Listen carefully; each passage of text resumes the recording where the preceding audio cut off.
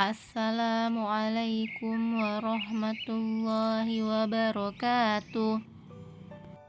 Baiklah, kita mulai pelajaran hari ini dengan membaca basmalah. Bismillahirrahmanirrahim. Anak-anak, masih ingatkah kalian cerita tentang belalang dan semut atau kancil dan buaya? Kedua cerita tersebut adalah contoh dari dongeng. Tahukah kalian apakah itu dongeng? Dongeng adalah cerita khayalan yang tidak benar-benar terjadi. Maksudnya khayalan itu adalah angan-angan atau tidak sesuai dengan keadaan sebenarnya. Adapun unsur-unsur yang terdapat dalam dongeng yaitu tema. Tema adalah ide pokok suatu cerita. Tokoh adalah pelaku dalam cerita, karakter adalah sifat pelaku dalam cerita, alur adalah jalan cerita, latar adalah tempat dan waktu terjadinya cerita, amanat adalah pesan yang ingin disampaikan pengarang kepada pembaca. Marilah anak-anak, sekarang kita simak contoh dongeng berikut. Ada sebuah pohon apel besar. Ada seorang anak laki-laki bermain di sekitar pohon. Dia sangat menyayangi pohon itu. Pohon itu juga senang bermain bersamanya. Waktu berlalu, anak laki-laki itu tumbuh dewasa. Suatu hari, ia datang kembali. Pohon apel menyambutnya dengan gembira. Kata pohon apel, "Ayo, bermainlah."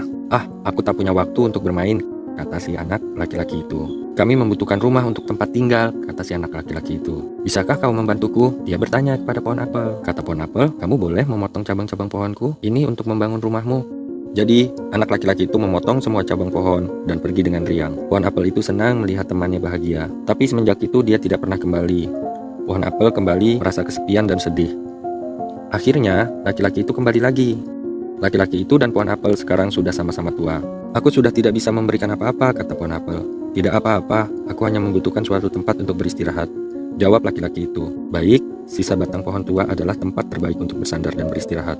Duduklah di sini bersamaku dan istirahatlah," kata pohon apel. Laki-laki itu pun duduk, bersandar pada batang pohon yang masih tersisa. Pohon apel pun menangis bahagia. Akhirnya, mereka pun bersama lagi. Nah, pada cerita pohon apel yang tulus ini, apa yang bisa kita ambil? Pelajaran apakah yang bisa kita ambil? Di sini, kita bisa temukan karakter, tokoh, juga amanatnya. Pada tokoh, terdapat siapa saja yang memerankan cerita itu, yaitu pohon apel dengan anak laki-laki. Yang kedua, bagaimana karakternya pohon apel dan anak laki-laki itu? Pohon apel memiliki karakter yang suka memberi selagi dia masih bisa, dan memberi tanpa pamrih. Jadi artinya dia tulus. Berikutnya, bagaimana karakternya laki-laki? Dia berkarakter sebagai orang yang periang dan tidak sungkan untuk meminta pertolongan ketika dia membutuhkan pertolongan. Nah, selanjutnya amanat. Apa yang bisa kita ambil dari cerita ini? Pelajaran apa yang bisa kita ambil dari cerita ini? Yaitu rasa tulus untuk menolong. Yang kedua adalah kesetiaan terhadap pertemanan. Yang ketiga, tidak boleh melupakan pertolongan dari orang lain atau makhluk. Jadi Allah Subhanahu wa Ta'ala menciptakan makhluk hidup dengan tujuan tertentu. Setiap makhluk hidup bermanfaat untuk makhluk hidup yang lain. Tanaman sangat bermanfaat bagi manusia dan juga hewan. Demikian pembelajaran kita hari ini. Terima kasih. Wassalamualaikum